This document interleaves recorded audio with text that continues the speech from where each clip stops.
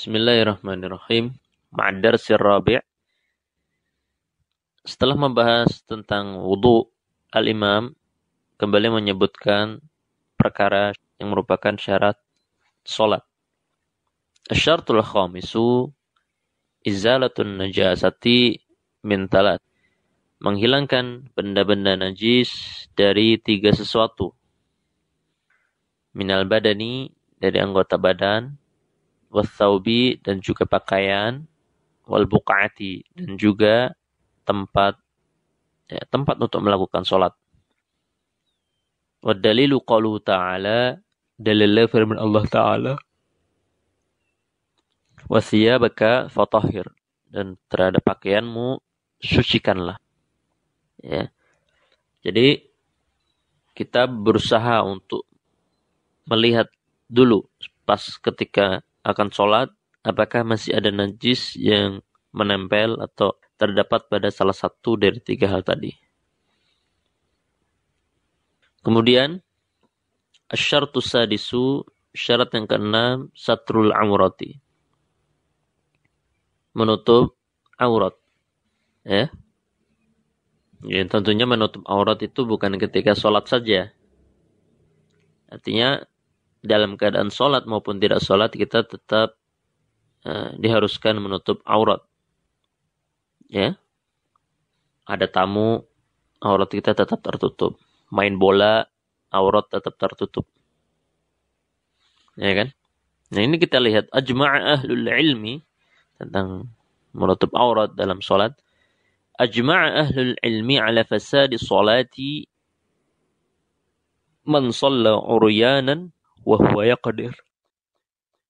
Ahlul ilmi, para ulama, sepakat, ajma'a ala, ya, ajma'a ala, sepakat, ijma', konsensus. Ya, kalau berselisih, ulama berselisih berarti ikhtalafa. Ya, maka kalau ikhtalafa, kata bantunya fi. Ikhtalafa fi. Kalau ajma'a ala, dengan menggunakan kata bantu ala. Ya. Rusaknya sholat seseorang yang sholat dengan keadaan telanjang, uryanan, wa huwa yaqdir, tapi dia mampu untuk menutup aurat sebetulnya, artinya mampu punya pakaian, mampu untuk mencari sesuatu yang bisa menutup auratnya ketika sholat. Nah, di sini sholat orang telanjang, sholatnya rusak. Ya. Sholatnya rusak. Ya. Wa haddu aurati rajul, dan batasan aurat laki-laki, minas surrati ila rukbati, dari pusar sampai, sekarang bicara masalah aurat ya, bicara masalah aurat. Ini ketika sedang tidak sholat. Yaitu minas surrati, dari pusar sampai lutut, sehingga paha termasuk aurat. Nah, walamatu kadzalik, dan budak perempuan juga seperti itu. Batasan auratnya dari pusar sampai lutut. Budak ya, budak. Ini maksud dikata al-amah, budak. Bukan, al-amah itu bukan perempuan merdeka, tetapi budak. Menjadi budak. Nah, di sini, ketika kita tahu batasan aurat laki-laki dari pusar sampai lutut, ya, maka ketika sholat jangan sampai salah satu, atau jangan sampai ada aurat yang ada pada batasan itu terbuka, tersingkap. Misalkan sholat tapi pahanya kelihatan. Nah, ini nggak boleh. Nah, dan juga batasan aurat ini, walaupun demikian, bukan menjadikan ketika sholat terus pundak kita terbuka. Ya, artinya walaupun yang kita tahu batasan aurat laki-laki dari pusar sampai lutut, bukan berarti kita sholat dengan pundak terbuka. Artinya cuma pakai sarung. Ya. Karena Nabi sallallahu alaihi wasallam bersabda, la yusalli ahadukum fi tsaubil wahidi laisa ala atiqihi min syai'. Jangan sampai salah satu seorang di antara kalian sholat dengan satu kain, terus di atas kedua pundaknya nggak ada apa-apanya. Maka minimal ketika memang nggak ada baju koko. Nggak ada, misalkan nggak ada kemeja, nggak ada kaos, ya carilah apa? Handuk atau misalkan ada 2 sarung ya. Sarung dia taruh di atasnya, di atas pundak. Dan pusar sampai lutut memakai sarung. Artinya tetap kita usahakan sholat dengan 2 kain. Minimal handuk lah, handuk. Tapi jangan sampai nanti Pak sholat pakai handuk di masjid ya, orang ketawa kali ya. Mau mandi apa mau sholat. Adapun al-hurrah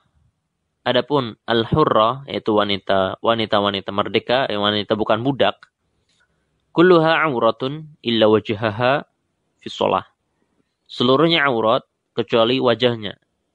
Nah, di sini alimah mengatakan fi shalah, mengaitkannya dalam keadaan sholat. Mungkin alimah memang mengambil pendapat bahwa wajah ketika sedang tidak sholat bagi wanita adalah aurat. Tapi ketika sholat bukan aurat. Nah, ini mazhab beliau. Walaupun memang pendapat yang kuat, wajah adalah sunnah untuk ditutup. Artinya tidak wajib. Minimalnya adalah afdal. Tapi tidak sampai wajib. Ya.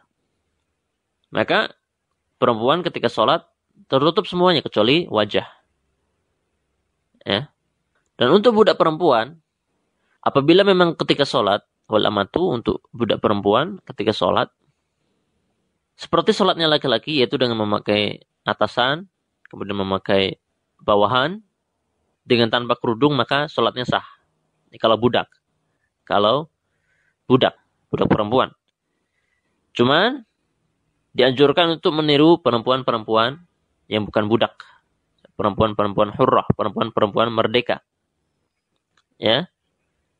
Yaitu dengan memakai kerudung. Nah, itu tadi tentang menutup aurat. Wa dalilu qaulu ta'ala, ini dalil tentang wajibnya menutup aurat ketika sholat. Allah berfirman, ya bani Adam khudhu zinatakum inda kulli masjid. Hai anak-anak Adam, gunakanlah perhiasan kalian. Maknanya adalah tutuplah aurat kalian. Inda kulli masjid. Ya, maksudnya adalah ketika setiap hendak melaksanakan sholat. Jelas insyaallah ya. Syarat keberapa tadi? Kelima, menghilangkan najis. Syarat keenam, menutup aurat. Syarat yang ketujuh, dukhulul waqti. Masuknya waktu. Sholat memang harus saat waktu. Bukan di sembarang waktu, tapi di waktu-waktu yang sudah ditentukan. Hadits Jibril alaihissalam, annahu, bahwasanya Jibril amman Nabiya sallallahu alaihi wasallam, pernah mengimami Nabi sallallahu alaihi wasallam dalam sholat. Fi awalil waqti, pada awal waktu sholat dan juga di akhir waktu sholat. Tsumma qala, ya Muhammad, as-salatu ma baina hadaini al-waqtain. Hai Muhammad, sholat itu dilakukan pada antara 2 waktu tadi. Awal waktu dan akhir waktu sholat. Ya. Seperti itu. Ya. Di awal waktu dan di akhir waktu sholat. Allah berfirman, inna sholata kanat 'alal mu'minina kitaban mawquta. Sungguh salat itu merupakan kewajiban yang sudah ditentukan waktu-waktunya atas seluruh kaum mukmin, atas kaum mukminin, orang-orang yang beriman. Mafruḍan fil awqat, ditentukan waktu-waktunya. Jadi jangan asal melaksanakan sholat di sembarang waktu. Yang dimaksud di sini adalah sholat-sholat wajib. Walaupun kita juga harus tahu ada waktu-waktu terlarangnya melaksanakan sholat. Wa dalilul awqat, dan juga dalil tentang globalnya waktu sholat. Allah Subhanahu wa taala berfirman, aqimus sholata lidulukish syamsi. Tegakkanlah atau laksanakan sholat ya pada saat tergelincirnya matahari. Nah, ini di sini maksud lidulukish syamsi, masuk adalah waktu zuhur dan waktu asar. Ila ghasaqil lail, sampai juga berkumpulnya malam. Ghasaqil lail, berkumpulnya malam berarti adalah waktu untuk sholat maghrib dan sholat isya. Wa Qur'an al-fajri, dan juga lakukanlah sholat di waktu fajar, yaitu sholat subuh. Nah, di sini Qur'ana ma'tuf kepada kalimat as-sholah. Ya. Aqimis sholah, terus di sini ma'tuf alaih, ma'tufnya adalah Qur'ana. Wa Qur'ana. Inna Qur'an al-fajri kana masyhuda, karena sungguh sholat subuh itu sholat yang disaksikan oleh para malaikat. Ya. Nah, itu ikhwan dan akhwat fiddin tentang syarat kelima 6, dan ke-7 yang merupakan syarat-syarat sahnya salat. Wassallallahu wasallam ala nabiyyina Muhammad.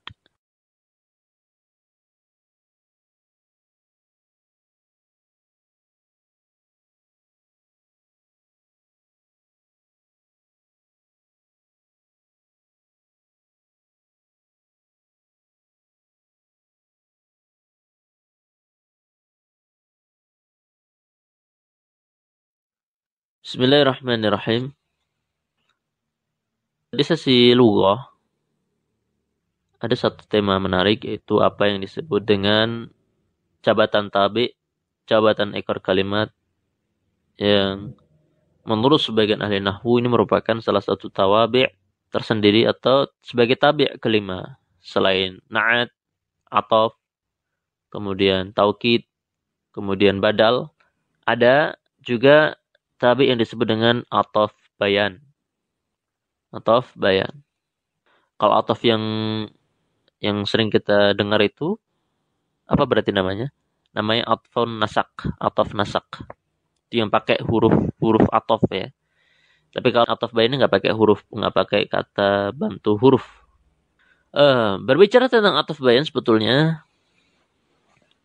sudah menjadi pembahasan tersendiri dalam kajian nahwu tematik, dan alhamdulillah diulas secara lengkap di sana tentang kajian ataf bayan, di mana ada beberapa formula yang menjadi rumusan untuk tabi' ini, yaitu tabi' ataf bayan.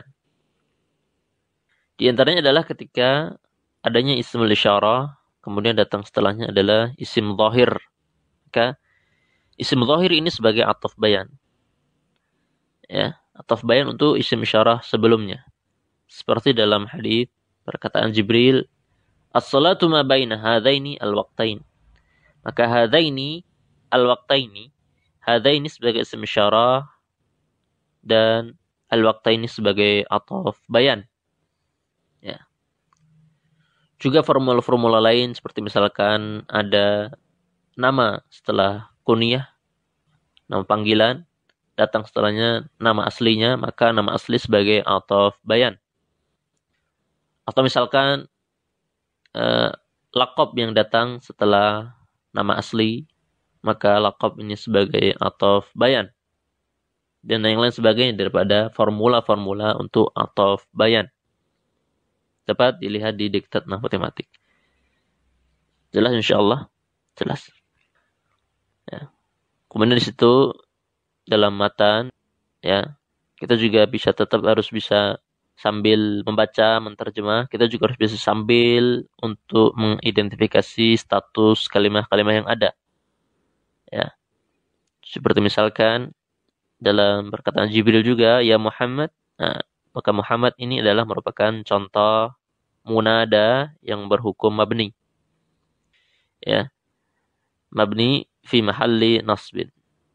Kita membaca ya Muhammadu, bukan ya Muhammada. Ya, karena memang ini berupa alam mufrad. Ya Muhammadu. Ya. Juga sorofnya harus kita kuasai betul ketika kita membaca teks Arab gundul. Ya. Fiil-fiilnya kita kuasai. Seperti annahu amman nabi sallallahu alaihi wasallam. Di situ amma.